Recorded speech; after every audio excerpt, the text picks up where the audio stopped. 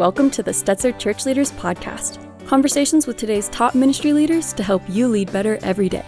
And now, here are your hosts, Ed Stetzer and Daniel Yang.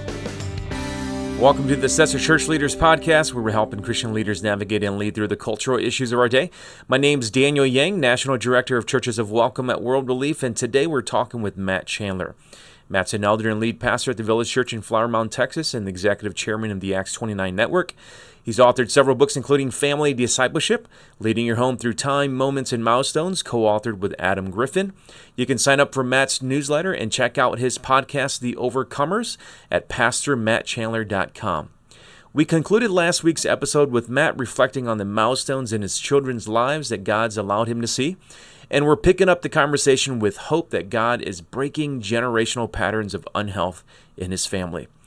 Before we go to Matt, we want to remind you that if you're enjoying our interviews, it would help us if you left us a review. Now let's go to Ed Stetzer, Editor-in-Chief of Outreach Magazine and the Dean of the Talbot School of Theology. And so there are these things that I so wanted to see, and I asked the Lord for. Yeah.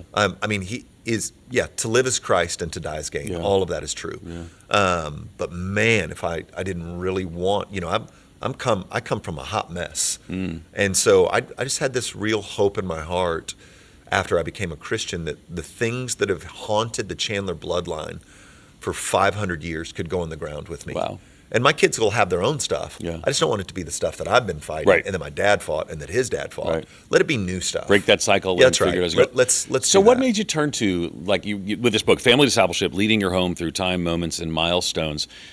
Is this sort of just a reflection of your own? Why'd you write it? Why'd you co-write it? Yeah. So there were a couple of things happening. One, we wanted to aim young in discipleship pathways at the Village Church. Right. We don't wait till they're in high school to figure out what to do with worldview, how they see certain things. And so we were looking for a grid to help parents know, because I see this as a partnership with parents. Mm-hmm. Like that's the primary discipleship unit. It's not the church, it's the house. And so how do we come along side parents and say this? You can do this. Mm-hmm. This is not, you don't need to have a degree in New Testament to disciple your kids. Right. In fact, you are discipling your kids. Sure. And so how do we simplify this and roll it out in a way that parents are like, oh man, I can do that. Right. And then how does the church come alongside time, moments, and milestones and help a parent celebrate those things? And so there was a collision of kind of how we decided to raise our kids and how we hoped discipleship would look for children in particular, that 0 to 18, with the families of our church. Right. And so Adam Griffin and I, this was born of those things. He's probably a lot better at this stuff in his family of origin than I am, but all of this was born of that desire. How do we help parents realize, no, I can do this? Yeah.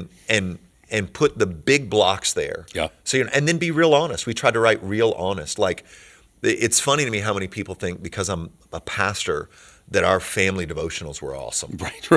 It's just always Isn't Lauren leading the worship? Do you know my kids? Have you been around my children? I have been. Yes. There is not sometimes the win was we didn't have to spank anybody. Yeah. We didn't have to tell anyone, just go to bed. Yeah. Forget it. Yeah. Just go get in bed. There was no yelling. If we just got through it, we were like, that was awesome. Yeah. So that's where it was born. Yeah. Time, moments, and milestones. Well, let's talk some about the time. Because there's three things in the subtitle really key to the theme of the book. It is the book. So tell us about what that means briefly about time, moments, and milestones. Yeah. Because you just mentioned a milestone for your son. That's right. Right. So talk about that. That's right. So time, what we're saying is that you have to create time and space to be with your children. If you only talk with them, you only engage them on your terms. So you need to create the time for it. So we talk about, again, I'm trying to say you can do this. We talk about the importance of being in the car. So one of the things that I learned is you don't actually lose your kid at 18, you lose them at 16. Yeah. Because until they're 16, you have hours a week. Yep.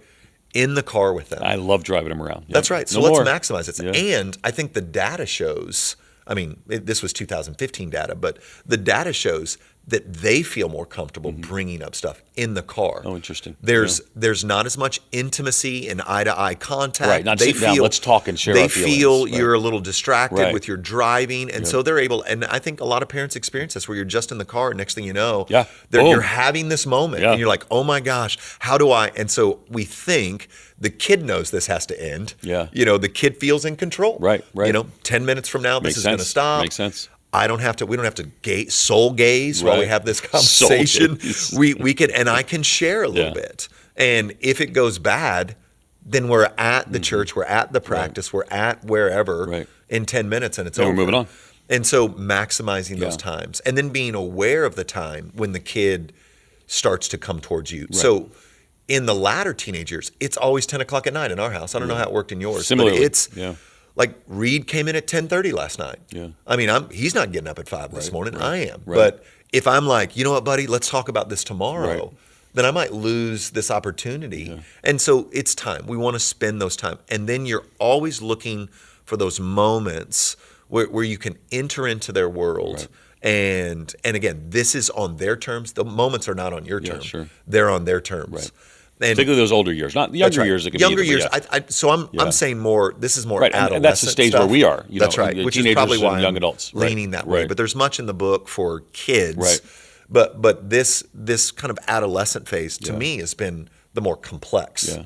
Not the kid phase was a little bit easier on times, moments, because they're everywhere. Yeah. But moments are any opportunity we have to shape or orient the conversation around the goodness of God, the beauty of gospel, or even the beauty of how God's ordered the world. So if I remember back when my kids were little, and Adam has better illustrations than me, but whatever they loved, I tried to tie back to the goodness of God. Okay. And even me being gone, if I had to be gone for 3 or 4 days, I was preaching or I went overseas for something, I'd come back, and whatever we got paid, there's a big chunk of that that's we're going to celebrate that God's been good and kind. And so you bring it back to the goodness of God, whatever it was. So Audrey loved pink. Okay. So we'd have a conversation about where pink came from. Wow. And who thought up pink. Wow. And I just, whatever they loved, I tied it to God's justice, God's beauty, God's goodness, God's design. And so this was just ongoing. We always had reason, and then it was enjoying pink. But then let's talk about the God who so loves us and is so creative and beautiful that he created pink. And I mean, that was the kind of... That's kind of Matt Chandler-ish, though. Maybe it is. Maybe it is. It is kind of the optimistic kind of golden retriever-y. And so, that's moments. Okay. We're here. I'm having. But this you're moment looking for those moments throughout their childhood, in the car, into the young throughout adults, their childhood, right. when they're young, when they're sense. adolescent, and then the milestones. I think is such a big piece because we live. We're just in a weird moment of history. I mean, the word teenagers, when did it show up? 1911, 1918, something crazy. Like that? Yeah. So this idea of, although their bodies are adults, they're actually still children, so when you treat them like children, I think is devastating for them and devastating for us. I think so much of the conflict in the teenage years is tied to this thing. And so by creating a clear path of milestones towards now you're a woman, now you're an adult, or marking significant moments. Sure. And so the ones that we do as a church is when you leave like Little Village and move to Kids Village, we have a blessing. And so the parents of all of our kindergartners, before they go to first grade, they leave service a little bit early. They all go into our Kids Village space, and the parents read a little blessing over their kids. We bless them. We give them little Bibles, and now they're in first through second. And then when they move from second grade and go into KV2, which is our third through fifth, because we separate those out, mainly because fifth grade boys don't need to be in the room with first and second grade girls and boys because they feel like they're babies. Right. And so, no, you're not a baby. You're moving forward. So another milestone from second grade to third grade. So we marked them as a church at each point going, here's what we expect of you now. Here's what this season of life should look.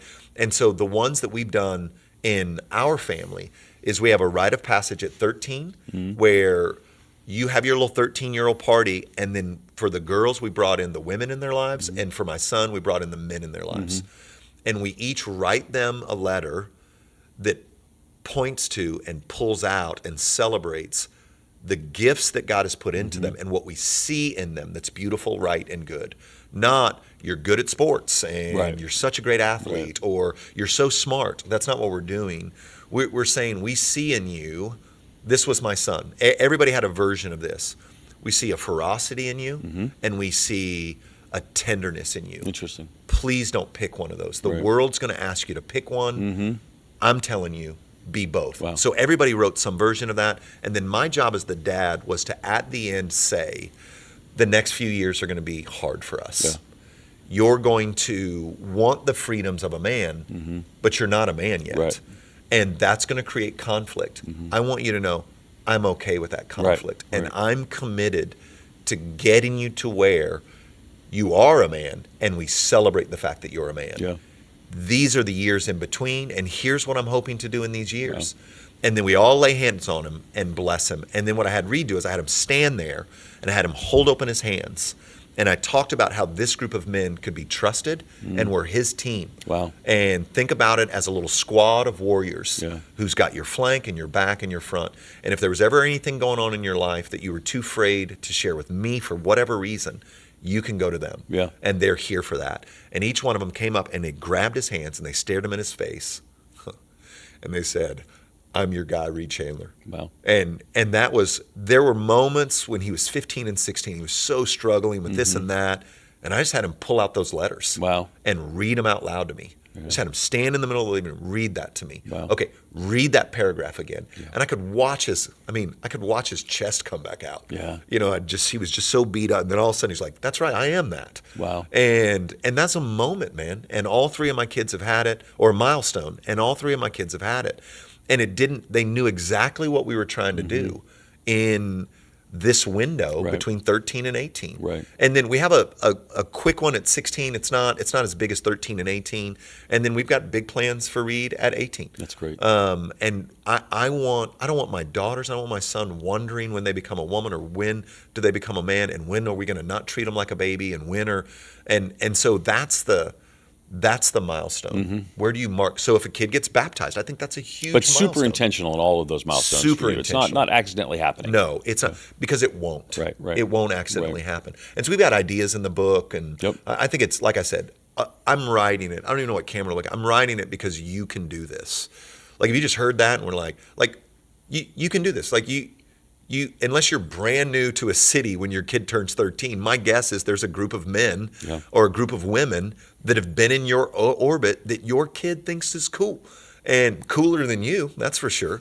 And if you can bring those people in that have been in orbit that your kid like looks to and is like, gosh, that's like I want my son to look around and go, my dad had friends that were men. Yeah. They were men, and my girls to look around and go, not only are those kind men the kind of men that I want to marry, but then there are these women that are fierce. They're not, they're fierce but kind. Yeah. They're strong but not, overbearing. They're, to have these examples that say to them, I see this in you, that God's put this in you. What a wonder you are. Not mom and dad saying it, other people saying it, that they're going to see at church. They're going to be at our house for dinner. They're going to show up at their games. That are like all of this stuff creates a community that can weather the storm. Yeah. And the kids go through storms because all of that didn't save any of my kids so far from enduring all the difficulties of adolescence, all the slips and falls and, all the things that people think, certainly Matt Chandler's kids wouldn't have to navigate. And similarly Ed Stetzer's kid, but you and I happen to talk about somebody's kids, and we won't talk about them. No, that's their story. Exactly. Story. But let's talk some about some of those challenges because, our audience is pastors and church leaders. They're raised in church. Hopefully they're being poured into. I poured into my kids. You poured into your kids. But Joe Pastor out there is pouring into kids, and sometimes those kids, pastors' kids, can be a hard part of that journey. Yeah. And sometimes they struggle. So talk to us because remember our audience is them. Yeah. And what would your advice be? How you walk through those challenges? Oh man. So then I'll go back to something I said earlier, or what we were talking about earlier. I have categorically rejected the idea that I can't have deep and close friendships with the men, particularly that I work with. Right.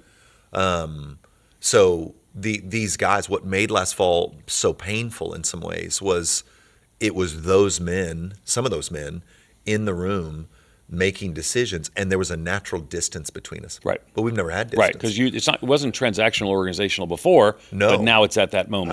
It felt that way. Yeah. It felt that way. And certainly more so than just relational. Easily. Right. And I mean, these are like several of those guys. I mean, these are the guys that are driving me to radiation. Yeah. When I have cancer. We've vacationed together. We've carpooled together. We've endured other things at TBC together that galvanized us relationally. And so I don't want to have secrets from my guys. And I also don't want to out my children in a way that, Right, it's their story. That's their story. Yep.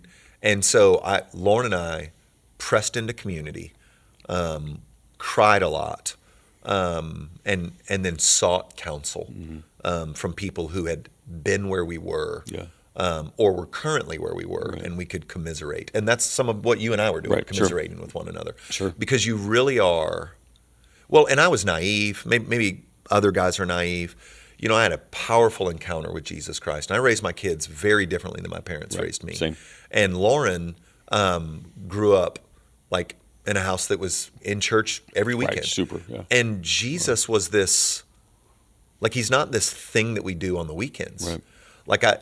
Like Audrey was all over the world. My kids have been all over the world and watched like the kingdom of God in Dubai, in China, in Uganda, in Australia, in London. They've seen the saints all over the world. Like many of them have seen their friends or their friends' parents come to Christ in our house. Wow. So you're like, there's no way. Right. I mean, there's just no way. So they're going to go down this route or Yeah. this route. I mean, they've seen nothing but the beauty and goodness of God. Right. Everything they have, we've done our best to tie back to the generosity of God towards our family and towards us. Not only does he love us, not only does he forgive us, but then he's blessed us in this way. So it's dad was out of town and now we're going to order pizza and we're going to do, we're going to go to Dave & Buster's. Why? Because God's been generous to everything in their life was tied to it. Sure. So that they would in seasons doubt, reject, move away is very human. Right. And I just didn't think, I wasn't prepared. Neither was I, brother. For them to choose some of that, and then to not want the beauty and goodness and stability. That the Lord brings. One of the things I found in you and several others who had challenges, we'll just say at that point, so we're not telling her, is that how common it was. So once I would just be a little bit vulnerable and say, we had some struggles, like we did too. Yeah. And then it just becomes, well, how are you working through it? And I was even calling you, how are you working through it? And so I think it's much more common, but because we don't, part of the thing, by not sharing that, because it's not our story always to share, people make the assumption that our kids haven't struggled, but they do. Yeah. And so I think back to the reference to your elders, having that kind of that place and some people to work through that. But you've worked hard even when your kids, or our kids, we tried to just work hard to stay in that beautiful relationship. Talk about how important that is. I had a good friend tell me that they are either, referencing the children, they are either not a Christian, but they know the gospel. Right. That they know it. So it's not that they don't know it, Right. it's that they're not. They're either a real baby believer or they're not a Christian. And if they're not a Christian, how lonely do you think they feel in your house? And I mean, that was a category I didn't even like. Wow. Like, because our house is what it is. Sure. Like, if you, regardless of date nights and time with dad and words of affirmation and all those things that we've tried to really kind of build into rhythm of our life, if you don't love Jesus and you're in this house that really kind of rotates around that, right, you're going to feel like an outsider a little bit. Sure. You're going to feel like the black sheep. You're going to feel like on the outsides. And so I didn't want that and don't want that for any of my, and the truth is, if my kids never love the Lord, which they do, we're in a different season, but if they never love the Lord, I'm going to love them till the day I die. Yeah. And I'm going to prayerfully contend for their souls till the day I die. And so I wanted to do everything I could to maintain the relationship with them. and not because they do know what I believe. They do know the gospel. Because the first thing that happens when something flares like that is you're like, oh my gosh, maybe they don't understand. Maybe they don't get it. So let me, you don't have to go to youth group, but let's read this book together. Right. You're trying to, but they do know. I think, they know. It's hard not to. Yeah, it would be hard not to know. And so rather than doing that, I wanted to move towards in love as best I could, knowing that they controlled a lot of that. I didn't control it. They controlled how we could relationally connect. But I didn't want every conversation we had to be about the struggles. I just wanted to be dad. Yeah. And so I shifted trying to be, and maybe somebody will hear this and misunderstand it, and I'm okay. I didn't want to try to be their soul winner. Right. I wanted to be their dad. Right. And I think where we are now is born of, we talked about spiritual things when they brought it up, not when I brought it up. And we talked about the stuff they wanted to talk about when they brought it up. Yeah. And I didn't look, even going back to times and moments, I stopped in that season using every little moment to try to turn things back to the gospel. Right. That it's was not an evangelistic conversation where everything, let's ask this, let's lead to this. Yeah. Or, if heartbreak occurred, I wouldn't, my impulse was to be like, yeah, you're living a way that leads to this. Right. And we've taught you that since you were in diapers. Yeah. Instead, just entering, man, that's awful. I'm so sorry. Hurt with them. That's right. Just let me cry with you and cuddle up in bed because, man, I don't want the distance. Yeah, and the book is Family Discipleship, Leading Your Home Through Time, Moments, and Milestones. We're here at the Right Now conference, and thanks to the team here, we're doing the podcast live on location, which we don't normally do. But you're about to talk to a whole bunch of pastors. I am. And you're talking to a whole bunch of pastors now, pastors, staff, men and women who are serving in church ministry. What exhortation would you have to share in closing with them about how to have this kind of family approach, both in church, we talked about at the beginning, and in your own personal home? Talk to us about that, and we'll close with that. Yeah, I think to create what we would call it in my circle is shield to shield. We get that from a book called Gates of Fire, which I wouldn't recommend. Don't read it and then email me because there's cussing in it. It's about the Spartans and how they fought and this idea of shield to shield. Like my shield in the phalanx protects you. Right. Your shield protects who's you. And how to create relationships that are wholehearted and shield to shield. That's our language. And I have always thought that the lead pastor controls that. In that he can choose to be vulnerable, which is dangerous. I understand it's dangerous, not foolishly vulnerable, but vulnerable, to slowly test the character of the men around him. And if they're trustworthy men, to enter into a friendship with them where they enjoy them. I'm not trying to say make this work with people you don't like. Right, sure. There are people on my staff I don't want to go on vacation with. I like them. They're fine. They're not going to be in the inner circle. Right. And that's fine. But there are a group that are. Right. And so how do I cultivate that, create space for that? How do I grow in vulnerability with them? Like when your kid's not doing well and everybody else's kids is, winning Bible drills, the temptation is just be quiet. Yeah. Just you deal with this. But to choose, no, I'm going to loop a couple of people in. And to cultivate a small group, it's Jesus' model. He's got the 3, he's got the 12, then he's got the 120, then he's got the 500, right? So I would just start with who are your 3? Who are your 3? Find 3 men, or 3 women, and over a period of time, test the character of those people with little tastes of vulnerability. And if you genuinely enjoy them and being with them, and if they can be trusted, then you can be more and more vulnerable. And I'm not guaranteeing you that vulnerability won't blow up in your face at some point. Sure. I'm saying it's been worth it. And the great joy of my life is I get to do ministry with people I really, really like and love, who I feel really safe being vulnerable with. And I've needed that for the highs and lows of the last 20 years. I've been at TBC almost 21 now. And I've needed that. You've been listening to Matt Chandler. You can learn more about Matt and sign up for his newsletter at PastorMattChandler.com. And thanks again for listening to the Stetzer Church Leaders Podcast. You can find more interviews as well as other great content for ministry leaders at ChurchLeaders.com/podcast. And again, if you found our conversation today helpful, we'd love for you to take a few moments, leave us a review. That'll help other ministry leaders find us and benefit from our content. Thanks for listening. We'll see you on the next episode.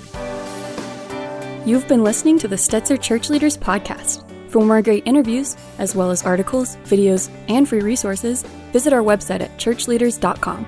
Thanks for listening.